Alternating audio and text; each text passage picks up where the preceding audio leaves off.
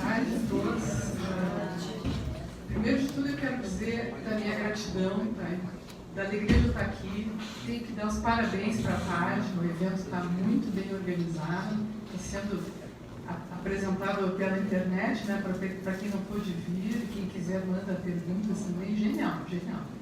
E nós estamos terminando com um tópico que eu acho que todo mundo sempre quer ouvir, que são as novidades, e se a gente tem algo a dizer em relação a tratamentos, tenho certeza que é essa questão sempre que aparece para nós. Antes de mais nada, eu só queria fazer um resumo do que eu preparei, como todo mundo, né? Eu preparei um monte de slides, mas eu queria mais era dialogar, de repente eu posso até abandonar o nível de dessas aí. Eu acho que eu fiz algo errado. Bom, então assim, o meu resumo é o seguinte. Eu acho que eu vou primeiro apresentar para vocês por que tem havido, e que tem mesmo havido, um monte de eventos sobre a taxia, eventos científicos só voltados para taxias, das quais a mais comum no mundo ainda é também Machado Joseph, mas não é a única. Vou falar disso rapidamente. Depois eu vou comentar que a terapia gênica vem vindo. Depois eu vou dizer o que a gente ainda precisa fazer em termos de pesquisa para efetivar esse tipo de tratamento, que provavelmente vai ser mais eficaz que os outros que estão por aí. E o que a gente da URGS e do Hospital de Clínicas estão fazendo, essas duas instituições, porque eu estou lá, então eu posso informar melhor, não quer dizer que seja o único lugar. Tá? Então, uma das coisas que chamou a atenção da gente ultimamente, eu botei umas figurinhas só para me lembrar, a frequência assim, vem aumentando a frequência de eventos científicos só voltados para taxia. Então, por exemplo, das nossas coisas que a gente faz no hospital, a gente faz eventualmente, a gente fez um em 2014, um evento, depois um outro em 2017, depois dois em 2018, quer dizer, dá a impressão que foi havendo uma aceleração. Vocês não conseguem ver, porque está muito pequenininho, mas cada um dos cartazes tem vários nomes, está em inglês, porque a gente trouxe convidados de fora, e sempre tem o destaque Machado Joseph ou SK3. Machado Joseph, criança de Machado Joseph ou SK3, que é taxia espinocerebellar tipo 3. Por quê? Porque elas são as mais frequentes entre nós. E aquilo que é o mais frequente é o que se impõe como a coisa que a gente mais tem que investigar. Né? Então, as que são mais frequentes aqui no Rio Grande do Sul, nos senhores, são as formas dominantes. Dominante é um adjetivo que a gente usa para descrever a herança que passa de um afetado para os filhos e assim por diante, quer dizer, a gente vai ver em todas as gerações. E entre essas, as doenças de Machado Joseph. Para vocês terem uma ideia do número de afetados que a gente tem no Rio Grande do Sul, hoje a gente chegou a 220 famílias reconhecidas em 20 anos. Quer dizer, lá no hospital a gente faz o diagnóstico desde 1997, foram as primeiras famílias, mas foi para o Canadá as primeiras famílias.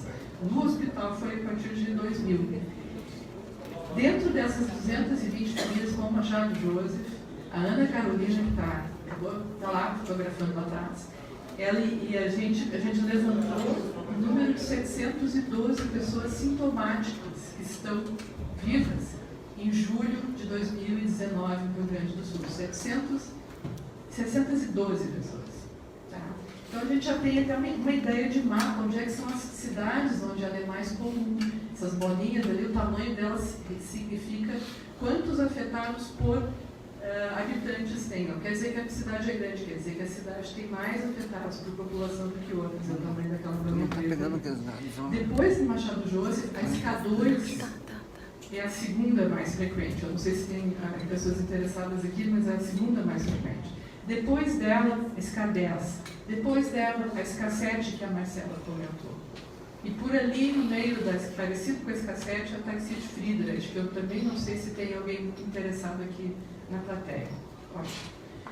Então, assim, eu estou explicando por que a gente foca tanto em Machado Joseph, porque é a mais comum, mas a gente tenta atender a todas, atender, compreender, ajudar a compreender, a levantar esse conhecimento a respeito de todas. Em 19, eu dei só o exemplo do Rio Grande do Sul. Claro que eventos científicos acontecem, assim, no passado, até uns 3 anos atrás, era ano sim, ano não, sobre ataxias, tá? Um ano sim, o outro não. E era tudo assim muito errático, muito amadorismo. Amadorismo no sentido que não tinha periodicidade, a gente nunca sabia bem quando é que ia acontecer. Em 19, agora, terminou o ano, aconteceu um monte de coisas. O primeiro evento foi em março, em Havana, em Cuba. Eu tirei essas fotos aqui, são de vídeos de pesquisadores estrangeiros que foram lá. Eu tive a oportunidade de ir, apresentei, peguei um slidezinho primeiro da apresentação que pediram para eu fazer lá em Havana. Logo depois teve um outro em Las Vegas, nos Estados Unidos, que chama SCA Global. Esse de Cuba era para taxias hereditárias, aí eram recessivas também, como fibras dominantes. Essa de Las Vegas era SCA. SCA sempre é dominante. Tá? Quando a gente chama uma doença de SCA, é porque ela é de pai para filho, de mãe para filho, não importa. Lá também a gente teve a possibilidade de fazer uma apresentação do que a gente conhece aqui e de tudo que vocês já contribuíram para o conhecimento. Vocês contribuíram muito para o conhecimento universal de psiquiatria, eu tenho certeza disso. Depois, em outubro, teve em Nice, na França, um negócio que misturou paraparesia espástica com ataxia, por isso que o nome é Spatax. Nenhum de nós foi, porque não tinha dinheiro suficiente para tanta coisa. Logo em novembro, e nós estamos em novembro, foi agora esse mês, tá? Aconteceu esse evento que chama International MJD é Machado Joseph Disease, é só para Machado Joseph Conference, tá? Em Washington. Logo depois dessa que era só Machado Joseph, apareceu essa IARC, que é a Conferência dos Pesquisadores de Ataxias Internacionais, International Ataxia Research Conference. Então, vocês estão vendo que em um ano 5, só para ataxia, sem falar as outras, que é biogenética geral, que é genética que a gente também vai e tem que ficar falando. Então, assim, tem um movimento grande. Tá. Essa aí que a gente foi a respeito de Machado Joseph, cadê a luzinha aqui? Essa aqui, nós levamos, foi a vez onde a gente mais conseguiu ir com estudantes, mais estudantes juntos. No Sky Global, a Karina foi, né? A Karina foi com a gente e a Luísa, já fomos 3. Lá isso em março. Agora em novembro tinha 6 do Rio Grande do Sul. Nós 6 ali, ó. Eu e outra professora, Maria Luísa, e 3 estudantes, que foram em boa parte auxiliados pelos eventos, pagaram bolsas para eles irem. Tá? Não todos, mas muitos também. Tá? E cada uma dessas pessoas aí, desses estudantes, dos quais a gente está só com a Ana Carolina aqui, mas que os outros não podiam enviar, apresentaram trabalhos, deixa eu achar a luz para não errar, tá? Apresentaram trabalhos tanto para a plateia quanto nos pôsteres. Esse evento foi muito, muito bonito, porque ele terminou com uma mesa redonda de doentes. Eles chamaram um doente norte-americano, afrodescendente, um doente português, gay, o seu marido, e 2 pessoas, a mãe e a filha. A mãe não era afetada, né? A filha era afetada, aborígene australiana, todos com Machado Joseph, todos minorias. Já ser doente é uma minoria, né? E as expressões que eles colocaram ali naquela mesa, na frente para nós, as perguntas que eles fizeram, não tinham nenhuma diferença das coisas que vocês falam, tanto no consultório quanto aqui, quando vão fazer perguntas para nós nesses eventos da página. A única diferença era o idioma, talvez alguma coisa cultural. Mas as mesmas angústias, a mesma assim, perturbação sobre por que isso está acontecendo comigo, por que demorou tanto para a gente descobrir o que era, o que vocês estão fazendo aí por nós, as mesmas perguntas. Não fazia diferença nenhuma. Como eu queria que vocês estivessem lá. Outras vezes a gente tem ido e tem visto as festas que eles fazem, aparecem no Facebook, e eu lamento, meu Deus, por que os pacientes da página não conseguem também ter acesso a essas evidências assim, de uma humanidade única, né, que todo mundo tem, né, que essas distinções, essas diferenças das minorias, incluindo a doença, são erráticas, não são importantes. A gente é muito mais parecido do que parece, né? A gente é muito igual uns aos outros. E logo depois, esse outro evento que era de ataxias hereditárias em geral, de novo o grupo apresentando coisas, aí algumas fotos mais ou menos visíveis, tá, com apresentação oral. Esse evento tinha 400 pessoas assistindo. Tá? E eu tenho muito orgulho de dizer que acho que dos grupos que levavam alguma coisa de informação clínica nova, de pesquisa, o nosso muito ajudou, muito se destacou. E a gente não fez sozinho, a gente faz com vocês. Bom, quem que organizou tanto evento? Esse aqui de março em Havana, quem mais deu dinheiro foi a Universidade de Chicago. Quer dizer, foi uma universidade americana. O de Las Vegas, quem organizou foi isso aqui que chama National Ataxia Foundation, que é uma organização de pacientes igualzinha à parte. Só que eles têm mais dinheiro, porque eles estão nos Estados Unidos, né? Eles estão no Império. Esta outra aqui, esse evento lá dos Machado Joseph, foi organizado pela Fundação Machado Joseph da Austrália, junto com um pouquinho de ajuda da Fundação Machado Joseph de Israel. Essa da Austrália, que é que nem de vocês também, tem bastante recurso por causa das ações afirmativas do governo australiano, que reparou o dano que fez para os indígenas, aborígenes australianos, dando bastante terra de volta para eles e recursos. Então, eles têm recursos e indígenas estão ajudando a investigação científica porque eles revertem o dinheiro deles em pesquisa, em eventos científicos, trazendo pesquisadores. E essa aqui, predominantemente, até aparece o nome das moças aí que organizam, por, de novo, organizações de pacientes. A FARA, que é de Friedrich, a Ataxia UK, que é de todas as ataxias, e mais alguma outra. Então, assim, qual é a minha ênfase? É que a maioria das vezes esses eventos foram organizados por organizações de pacientes. É óbvio que eles não têm dinheiro, eles não são ricos. O que eles conseguem fazer é arrecadar recursos de forma eficaz. Por que tanto evento? Como é que eles fizeram? Você vai no final nas páginas desses eventos e o que está aparecendo de 2 anos para cá é uma lista de patrocinadores, que é assim que é patrocinador, que é só companhia farmacêutica. É uma farmacêutica, tudo nova, tudo companhias farmacêuticas. Quer dizer, não sei quantas, a única que a gente conhece é a Pfizer, né? As outras têm nomes. Tudo companhia farmacêutica para terapia gênica. Portanto, já tem interesse de companhia farmacêutica em desenvolver remédios para vocês. Tá? Por quê?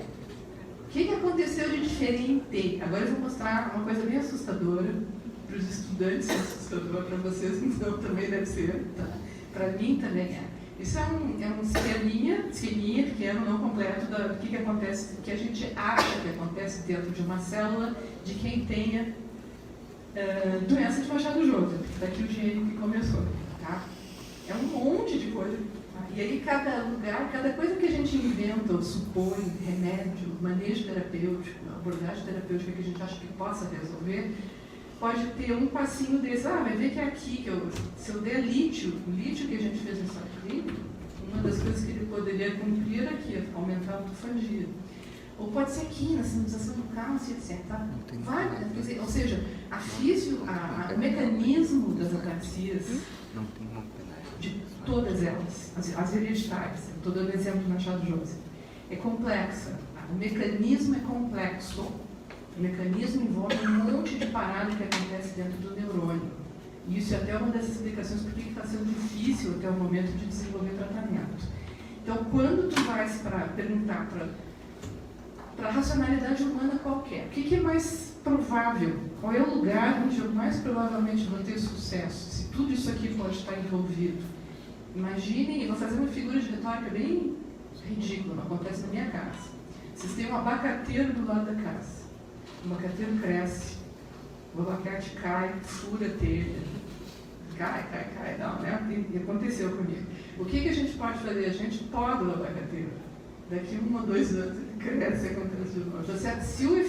Ou seja, o que você faz para resolver o seu problema é distal, a causa, a raiz do abacateiro, mas tá, eu até posso ajudar, mas provavelmente daqui a pouco não vai ganhar, não vai ser eficiente. Eu acho que é melhor eu arrancar pela raiz o abacateiro, coisa que às vezes a gente não consegue fazer no abacateiro. Mas para que essa figura de retórica que eu fiz? Porque quase todos os pesquisadores têm entre nós a impressão de que se a gente agir no gene, nós não interessa onde é que está o mais importante, nós estamos agindo no gene e tiramos pela raiz. E é o que parece que vai ser possível acontecer a partir de agora, porque 2 ou 3 ferramentas de terapia gênica estão sendo relativamente bem desenvolvidas. E a que está mais perto de acontecer de verdade para nós, atendimento de escasso, me ponho com vocês, eu estou pondo nós, eu não sou doente, mas Machado Joseph e as outras ataxias é a minha vida também, é parte da vida da gente. Né? É essa coisa chamada oligonucleotídeo antissentido. Oligonucleotídeo antissentido. Mais uma palavra para vocês aprenderem, né, depois de tanta aula. Mas essa vai ser importante, acho que vale a pena guardar. Tá? Em inglês é antisense oligonucleotide. E é por isso que o resumo dela é ASO. A-S-O, ASO. Os oligonucleotídeos antissentido, esses óligos ou ASOs, eles são moléculas sintéticas, ou seja, artificiais, tá? Que os laboratórios fazem e que imitam, elas têm uma estrutura pequenininhas e semelhante ao RNA, e que são RNA, que é a segunda versão, a segunda edição do DNA da gente, quando a gente vai começar a transformar ele em alguma coisa, ele passa a ser RNA. Imaginem que são essas coisinhas azuis, tá? Que a gente produz, injeta em algum lugar que seja acessível, que chegue lá no órgão, vai ter que ser ou por uma punção lombar ou por uma punção que atinge um ventrículo para chegar dentro do cérebro, essa substância. E aí ela vai procurar, ela entra, circula por aí, até que ela, já fiz outra coisa errada, ao encontrar as estruturas do DNA mesmo, do RNA melhor dizendo, que são equivalentes a ela se junta, tá? Se junta aqui, por exemplo, e aqui, mas se junta de uma maneira complementar, perfeita, tem que encaixar assim, ó. Isso aqui é o que eu incluí dentro do corpo, e aqui está o meu DNA com a mutação Machado Joseph. Ela vai ter que encontrar direitinho, perfeitamente. E é isso que às vezes há dificuldades, mas é viável. Qual é a ideia que a gente tem de fazer no Machado Joseph? A mesma coisa que já está sendo feita para quem tem hipercolesterolemia grave. Quase ninguém tem muito grave, aquelas que têm um colesterol de 800 e que é uma herança autossômica dominante também. Para essa situação, está se usando, e o raciocínio é o seguinte, ó, a gente vai pôr esses oligonucleotídeos, esses ASOs, que são os azuizinhos, na circulação da pessoa, esperando que eles conectem com o DNA da pessoa, o RNA da pessoa, e ao conectar com o RNA da pessoa, isso produza uma resposta de, toda vez que acontece isso, quando chega esse RNA complementar, o ASO ou o RNA, ele desencadeia uma reação em que aparecem enzimas para degradar isso aqui, para digerir, para desfazer o gene ali. E o que vai acontecer é que desfaz o gene, e desfazendo o gene não produz mais o seu efeito, que é a produção da proteína que estava aqui, estava sendo produzida uma proteína, um peptídeo que se junta com gorduras e faz colesterol. Não produzindo o peptídeo, ele não se junta mais com gordura e a pessoa não tem mais colesterol. E a ideia é essa, mais ou menos. É colocar um ASO dentro da circulação, perto do cérebro de quem tem ataxia dominante, para que esse ASO encontre a expansão, sequência repetitiva, gruda ali, e vê aquelas enzimas RNases, destroem a expressão do gene, não destrói o gene, destrói a expressão do gene, e você não tem mais a proteína que produz o efeito tóxico no neurônio. Tá? Para nós, que somos da comunidade, vou chamar assim, bem científica, é muito racional, é muito mais racional do que usar o lítio que a gente usou, que era um neuroprotetor, era o que tinha naquela época, mas isso aqui tem muita racionalidade. Como é que está a situação atual? Em que pé está? Não dá para ler de novo, tá? É só uma recordação que já tem doenças que estão sendo assistidas com esse mecanismo. Assim, lá no Hospital de Clínicas a gente trata as atrofias musculares espinais com esse tipo de terapia gênica. Talvez aqui na PUC, não sei, mas já tem, mas Duchenne também tem um tipo de tratamento de manejo que é assim, ou uma distrofia muscular, outras doenças neurogenéticas, neuropatia hereditária, a transtirretina, né, para a PAF, né, meu Deus, faltou o nome. É a amiloidose cerebral, exatamente. Essa também tem, mas até o momento, e Huntington, que é uma condição neurodegenerativa semelhante às ataxias na parte molecular, não na parte dos sintomas, já tem ensaio clínico em andamento. Então, assim, está ficando muito perto de vocês também, essa possibilidade. ISCA2 e ISCA3, que são as duas últimas linhas dessa tabela, Deixa eu achar aqui. Essas duas últimas linhas que vocês acham que não estão conseguindo ler, eu não conseguiria se eu estivesse lendo, estão em desenvolvimento pré-clínico. Qual é o passo que está? Está aqui, ó, SCA2 e SCA3. Quem está liderando esse negócio de ASOS é esse pesquisador, ele é austríaco, está sediado na Califórnia há muitos anos. E SCA3 é o Harry Paulson, que já veio uma vez ao Brasil e que também já mostrou que nos animais transgênicos funcionou perfeitamente. Então, assim, nós estamos esperando que isso venha a ser aplicado nos próximos anos nos ensaios clínicos. Então, eu acho que eu trago uma boa nova. Isso explica por que tem tanta companhia pagando o Congresso. Entendeu? Que é o indício de sempre, quando começa a aparecer companhia, opa, algo vai ocorrer. Porém, senhores, demanda tempo. Tá? Primeiro a gente tem que mostrar no pré-clínico que funciona, depois a gente tem que mostrar no ensaio clínico que funciona. Antes de eu continuar no ensaio clínico, eu pensei assim, eu vou parar um pouquinho para falar do Friedreich, tá? Porque hoje é um evento de ataxias hereditárias, não é só do Machado Joseph. Nós não temos tanta experiência com o Friedreich porque ele é muito mais raro no Rio Grande do Sul.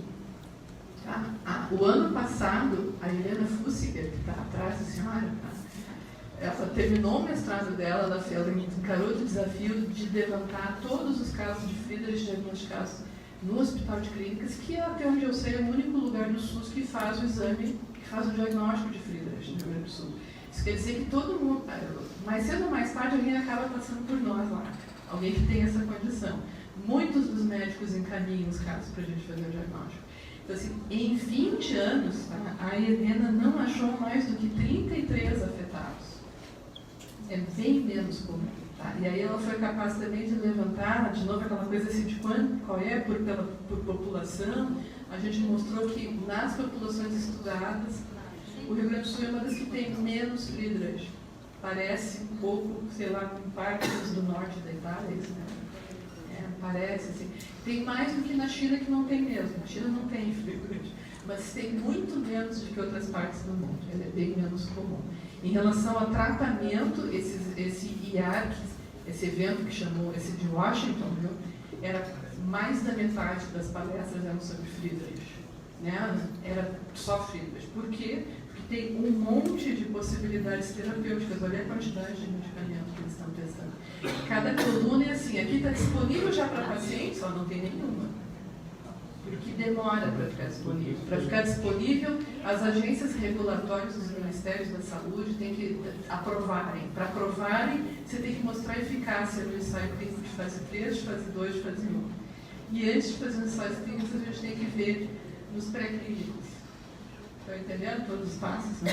Então, assim, já tem coisa chegando perto da aprovação aqui das agências do Ministério da Saúde deles.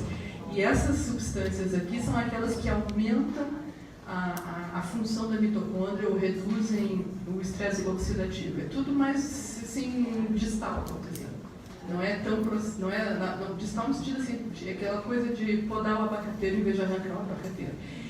Nós que investigamos, a gente acha que vai estar aqui, ó, a resposta. Terapia gênica também para Friedreich. Mas tem muita coisa, muito mais coisas possíveis de serem positivas nos próximos anos do que as dominantes. Tem uma explicação porque quando falta função é mais fácil de pôr, que é o que acontece no Friedreich, do que quando sobra, quando tem um efeito tóxico, a gente tem que tirar, que é o que acontece com as dominantes. Depois a gente comenta, se for o caso. O fato é que está tudo na porta. E agora a responsabilidade do pesquisador clínico aumentou muito, porque a gente, daqui a pouco, vai ter uma droga, de novo, é uma tradução ruim, porque em português, droga é uma substância que faz mal, né? É ruim. Medicamentos ou manejos estão vindo, provavelmente terapia gênica. Porém, a gente vai ter que mostrar no ensaio clínico que funciona. E esse é o pé da coisa. Como é que a gente vai demonstrar que funciona? Os ensaios clínicos. O que os estudos que a gente já fez e outros mostraram sobre as questões de método. Vocês lembram que a gente fez, alguns se lembram, a gente fez um ensaio sobre a eficácia do lítio, examinamos 62 pessoas, 31 usaram, 31 não usaram. Esse número foi insuficiente para mostrar a eficácia. entre outras coisas, está todo mundo já sabendo que a gente precisará incluir muitos sujeitos nos ensaios clínicos, muitos sujeitos para mostrar eficácia.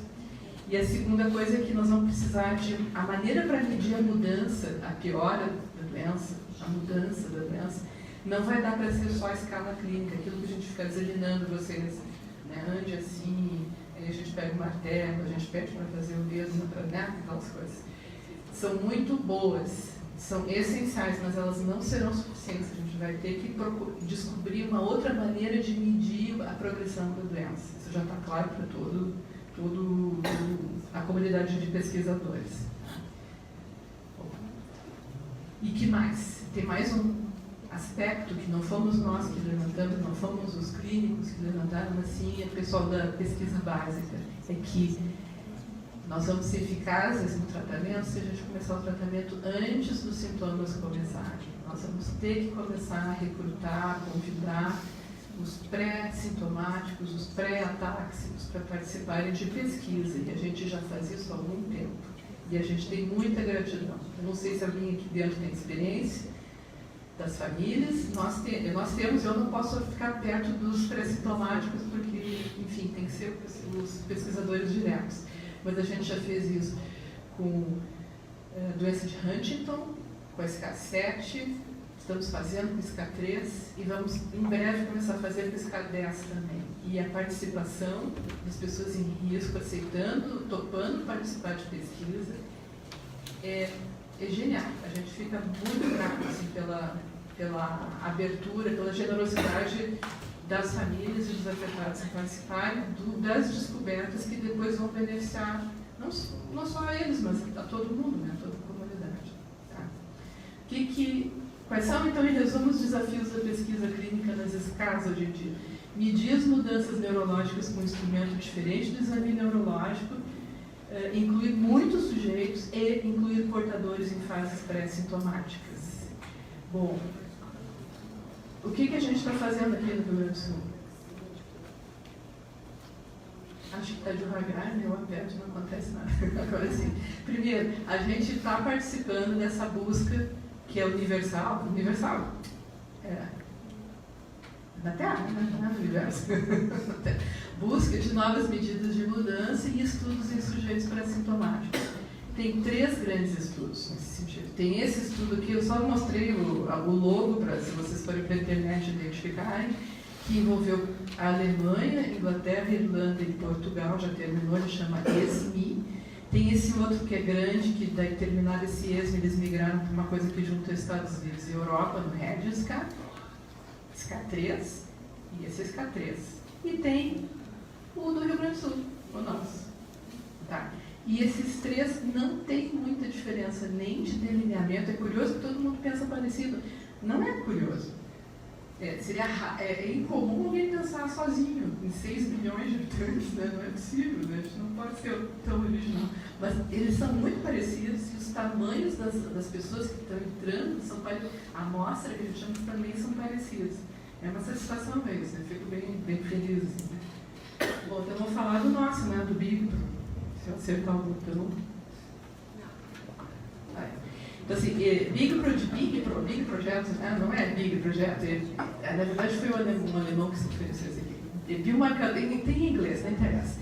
Esse projeto está em andamento, tá? Aí, ele está sendo subsidiado, ele foi financiado até esse momento da acabar, pela FAPERGS, que tem recurso cada vez menos, e pelo PPSUS, que é um programa de pesquisa do Ministério da Saúde. Nós recebemos os recursos até 2015, depois não tem mais recurso para pesquisa no país. Tá? Até o momento está difícil a coisa. Mas, enfim, esse projeto visa examinar 3 grupos de pessoas, não portadores e portadores. E entre os portadores, aqueles que já têm sintomas e os que ainda não têm sintomas. Como é que a gente recruta? A gente recruta os em risco e a gente não sabe se eles são portadores ou não, nem eles sabem se são portadores ou não. E a gente está estudando e acompanhando eles. Como que a gente acompanha? No primeiro momento que eles entraram, um monte de exames, 1 ano depois, uma repetição dos exames, 2 anos depois, a repetição dos exames. e a gente queria fazer 3 e 4 anos depois. O dinheiro que a gente ganhou foi até aqui só. Tem que ganhar um pouco mais para ter mais evidência, né? Bom, quem que está fazendo? Camila Oliveira, não sei se alguém aqui conhece. Que legal, tá? Tem gente que já levantou a mão. A Camila está fazendo doutorado comigo, ela está medindo a progressão de várias coisas de exame físico, a progressão do exame do movimento ocular, lembra que vocês põem aquele goggle com a câmerazinha e isso tem levantado resultados super interessantes que a gente mostrou nesses congressos já. E a Camila também vai fazer a descrição da ressonância, dos achados da ressonância nuclear magnética, que é a pessoa entrando na ressonância, com o auxílio da supervisão dos pesquisadores da Unicamp, o Thiago Junqueira, um deles. Além da Camila, bom, esses são resultados que eu mostrei dela lá eu não vou entrar no detalhe aqui. Além da Camila, a Rafaela Merlina, que é aluna de doutorado da Maria Luísa, da professora Maria Luísa, e que ela vai, a partir do sangue que a gente tem colhido de vocês e feito várias extrações, um monte de coisas para separar diferentes alíquotas, ela vai medir proteínas no sangue, no plasma e no soro, para ver se elas indicam. Para que isso? Para que o movimento ocular é proteína? Para ver se elas progridem melhor, mais informativamente do que o exame neurológico, que vão ser bem usadas no ensaio clínico, quando o ensaio clínico vier. Esse que é o propósito. Tá? E se vocês não entenderam, me perguntem de novo, que eu tento explicar, porque vocês têm que compreender a racionalidade do estudo. Ele tem uma racionalidade bem prática, muito aplicada. Depois dela tem essa outra moça aqui, que eu fiz questão de manter isso aqui. Isso aqui é um jornalzinho, em vez de ser a PAI de ANAF, da Americana. E nesse jornalzinho tem uma fotografia da Gabriela Bolzan, que é essa outra aluna de doutorado, conversando com o Harry Paulson, que é aquele americano que é o que está liderando a investigação dos asas mais K3, num congresso do ano passado, 2018. É a Gabriela, tá? Nós ficamos, olha só, Gabriela, tu está aparecendo no jornal.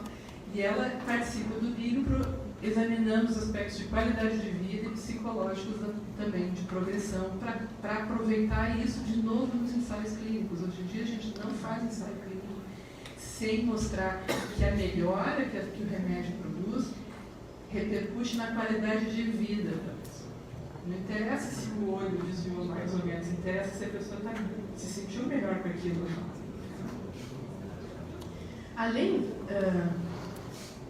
disso, tá, eu listei aí, mostrei para vocês o que esse projeto faz, o BIGPRO. Então ele vai ao encontro de 2 dos desafios que eu listei para vocês. Tá? O desafio é de procurar mudanças com um instrumento diferente, quem sabe as proteínas, quem sabe a ressonância, quem sabe o movimento do olho, porque é uma câmerazinha.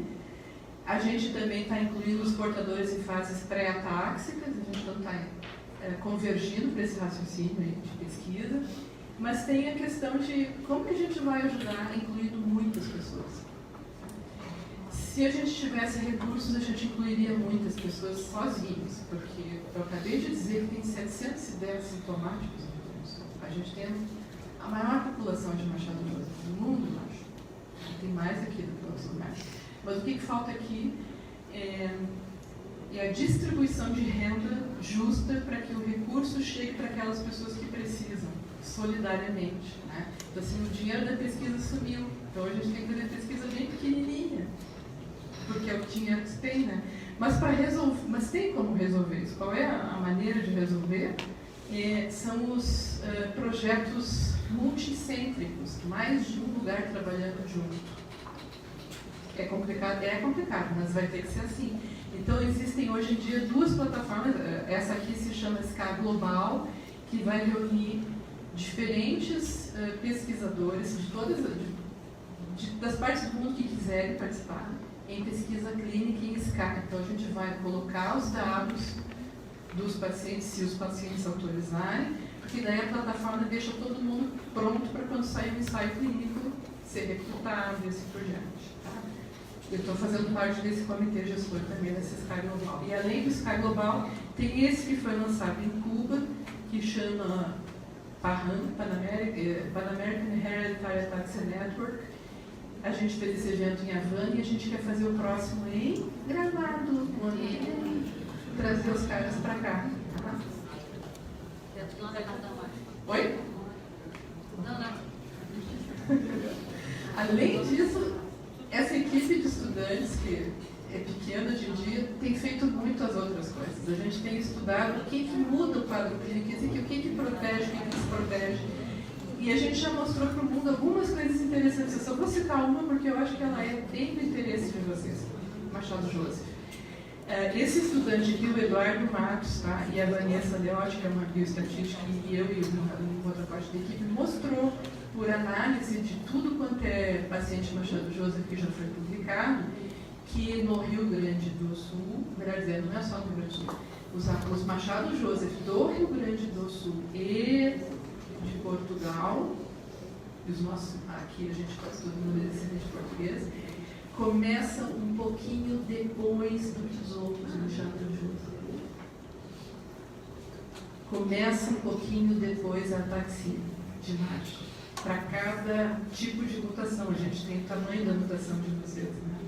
Aqui, curiosamente, ninguém sabe por quê. Começa um pouquinho depois. Um pouquinho de 2 a 5 anos depois da idade média de início dos outros lugares do mundo. Vocês têm hipóteses? O que vocês acham que será que está acontecendo? Eu não sei. Eu estou perguntando porque eu realmente não sei. O que mais que a gente está fazendo? Eu já vou mostrar uma forma que a gente bolou aí para investigar. O que será? O que a gente está fazendo agora? Tá? Então, esse mesmo Eduardo... Tá? Algum de vocês aqui colheu biópsia de pele? Não? Teve umas 50 pessoas com Machado Joseph, a gente andou. Aí, ó, quem levantou o dedo? Tá? Não, mais outro, tá? Participou desse estudo que chama Chaperonas. Nós estamos encerrando, buscando um modificador da idade de início ou da progressão da doença. Os resultados são interessantes e vão ser publicados, são bem interessantes. Tá lá na Holanda essa coisa, essa onda aí. Outros genes, tá? A gente ajuda a colaboração com a Manuela Lima, da Universidade do Porto, e depois a gente tem esse outro grupo aqui que junta um alemão, um israelense, um peruano e nós do Brasil, está aqui eu e o pessoal de Campinas, comparando as populações para ver, confirmar aquela coisa que a gente... E achar que genes são esses que estão aqui no Brasil, que estão nos protegendo. Se é que são genes, não sei se são genes, porque pode não ser gene, né? Então tem essa outra hipótese aqui de que os hábitos da gente, o ambiente da gente influencia favoravelmente. Então assim, a Ana Carolina, que está aí na plateia, ela tem um projeto para averiguar se o uso do cigarro, da cafeína e da carne poderia explicar isso. Porque o Rio Grande do Sul tem 2 peculiaridades, eu diria. A gente come muito churrasco, ou comia? Vai piorar, e a gente bebe muito mate, que tem muita cafeína, exatamente. Quem gritou chimarrão. Olha, vai dar trabalho, está dando muito trabalho, porque é um questionário comprido, né? A Ana e a Jordânia que participam dessa aplicação dos questionários. Tá? E... Qual a média de começo de Machado? A idade média de início? A idade média de início no mundo é 40. 40? O problema é que no mundo o tamanho da expansão é menor do que aqui. Então ninguém nunca viu esse efeito, porque ninguém comparou as duas coisas ao mesmo tempo. Aí a gente comparou. É um pouco complexo, né?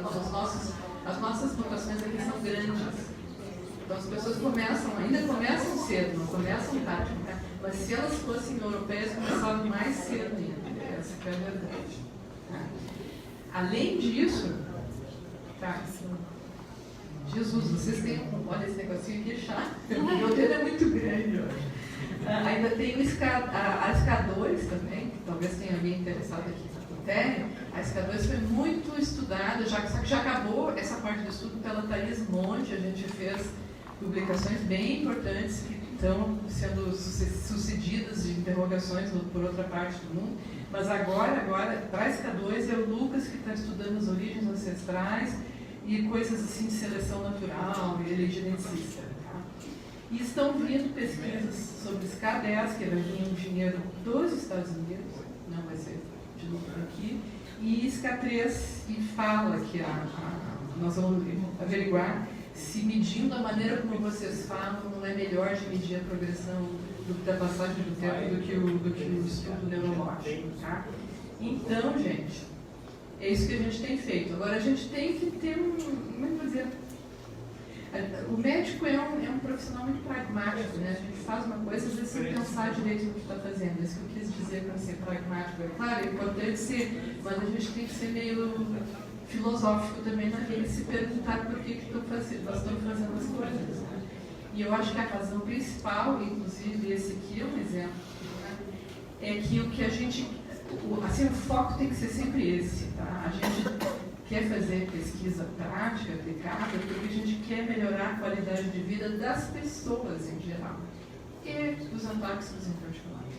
Ou seja, diminuir o sofrimento. As duas coisas, né? Não sei se uma é sempre a mesma coisa que a outra, diminuir o sofrimento e melhorar a qualidade de vida, mas isso é que é o fundamental. E quando eu venho dizer para vocês que a terapia gênica vem vindo, que esses ensaios clínicos vêm vindo, quanto é que custa, Karina, um tratamento para atrofia muscular espinhal? Que é o mesmo tipo. Menos R$1.200.000. Quanto? R$1.200.000. Pode falar bem alto para eles ouvirem. Mais ou menos R$1.200.000 por ano. R$1 milhão por ano. R$1 milhão por ano por paciente. Que lugar do mundo vai ter dinheiro para pagar isso? E vai ter que ter.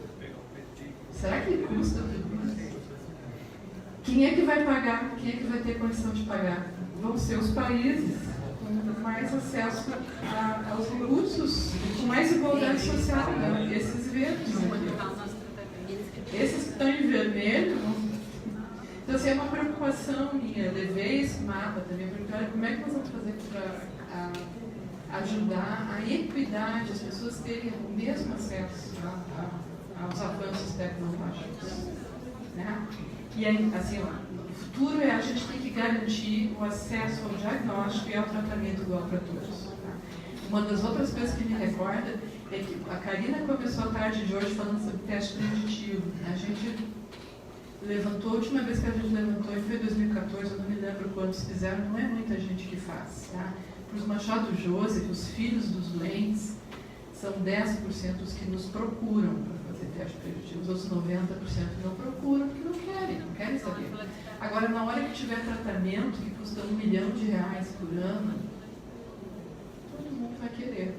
E eu não sei se eles vão estar preparados para o teste preditivo. É um monte de desafios que vêm aí pela frente, são coisas boas, mas são desafios importantes. Eu ainda esqueci de mencionar que na plateia está uma estudante de doutorado dessa instituição PUC, que visa averiguar qual é o custo social da vida de vocês, para as famílias de vocês, se vocês são portadores de ataxias. Tá? Tem uma estudante de doutorado aqui das ciências econômicas.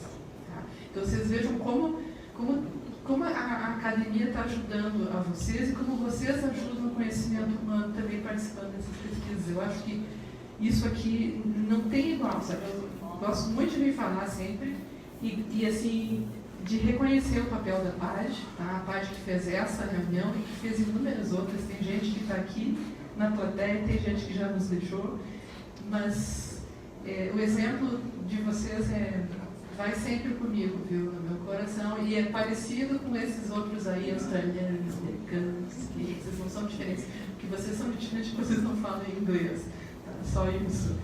Nada demais. Eu queria agradecer também a equipe de pesquisadores e de estudantes que está diminuindo, mas que continuam aí bravamente com a gente. Tá? Obrigada, pessoal. Desculpa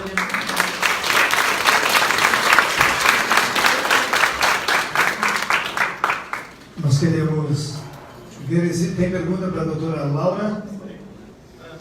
A pessoa não se identificou aqui, mas é o seguinte, doutora Laura, existe a possibilidade da doença pular alguma geração? Daí ela explica o caso dela. Pergunto que tem uma amiga que tem ataxia e sabe que é hereditária, porque seus avós tinham, mas os pais dela não apresentavam sintomas da doença. Elas já faleceram e eu não sei com que idade, mas pode uma delas ter sido portadora e os sintomas não terem se manifestado, pode ocorrer de pular uma geração? Não sei se eu entendi. Mas na realidade é quer saber se pula de geração E eu vou até reiterar aqui, eu sei que a senhora pegou, mas pergunto porque tem uma amiga que tem uma ataxia e sabe que é hereditária, porque seus avós tinham, mas os pais dela não apresentavam sintomas. Nossa, você pensa tentando no outro nome, né? Ah, eu tenho uma amiga que tem. Você vem, né? Fazer uma só brincadeira, não tô fazendo brincadeira. Você entendeu? Bom, assim, doenças dominantes eventualmente podem pular geração, sim, isso se chama penetrância incompleta. Não é a mesma coisa que a doença recessiva do Friedreich. São doenças dominantes, eu estou me referindo a escala 1, 2, 3, 6, 7, 8, ninguém tem muita certeza, 10 e as outras poucas que tem.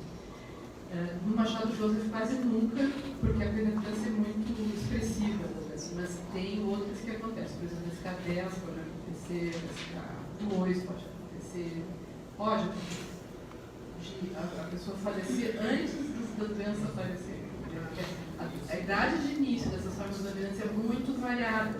Alguém me perguntou lá no fundo a idade média do Machado Joseph no mundo, eu diria 38, 40 anos, essa é a média. A gente tem início dos 5 anos de idade. No Rio Grande do Sul, a gente tem pessoa que começou aos 5 anos de idade até os 80 anos de idade. Agora, se eu morri com 65, eu morri sem mais. Compreende? Deu para entender, né?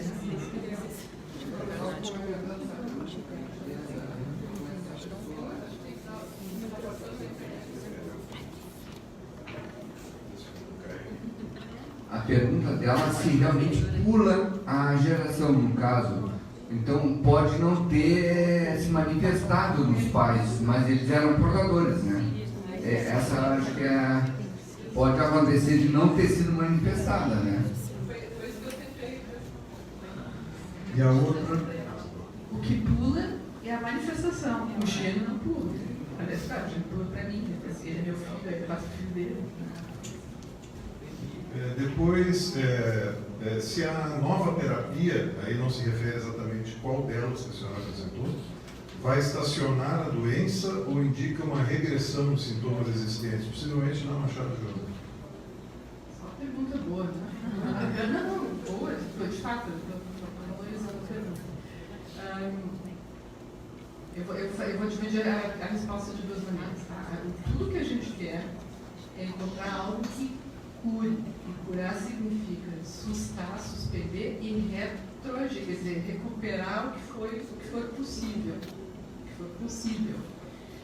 Mas os neurônios de qualquer mamífero, de qualquer ser multicelular, do mundo, do animal, tudo, eles depois que tu perde, não entra outro ali. Esse negócio de trocar não existe. A neurônio senão, a gente não seria o que a gente é. Se a gente pudesse trocar de neurônio, a gente não ia ter como ter memória, não ia ter como fazer a execução desse mero gesto aqui. Isso aqui depende de dois enormes neurônios, grandes no sentido grande. E se eu perder, eu não tenho como pôr outro no lugar. Então, assim, é uma característica da estrutura física dos animais que os neurônios não são substituíveis. Então, depois que tu adoece um neurônio e ele morre, não se recupera. Então, é difícil a gente esperar que um tratamento produza recuperação ou redução das manifestações neurológicas. Daí porque a gente já sabe que tem que começar o tratamento antes das manifestações. E depois que elas aparecem, a esperança nossa maior é que pelo menos interrompa tudo. Tá? Não sei se eu respondi. Em primeiro lugar. Em segundo lugar, esse novo tratamento, se vai ser necessário usar mais de uma vez ou menos de uma vez, esse ASO que eu apresentei, eu só mostrei esse porque não tinha muito tempo, já estou usando mais do que o tempo previsto, eu sei. Mas esse ASO tem que ser dado a cada, sei lá quanto tempo vai ser, mas ele não é uma aplicação só, tem que ficar repetindo. E por isso que ele vai ser caríssimo. E por isso também que a gente espera mesmo, tá, que o que vai resolver vai ser a edição genômica, né? O CRISPR, que ainda não está nesse ponto, vai ter. Muito bem, salve de palmas, doutora. Obrigado.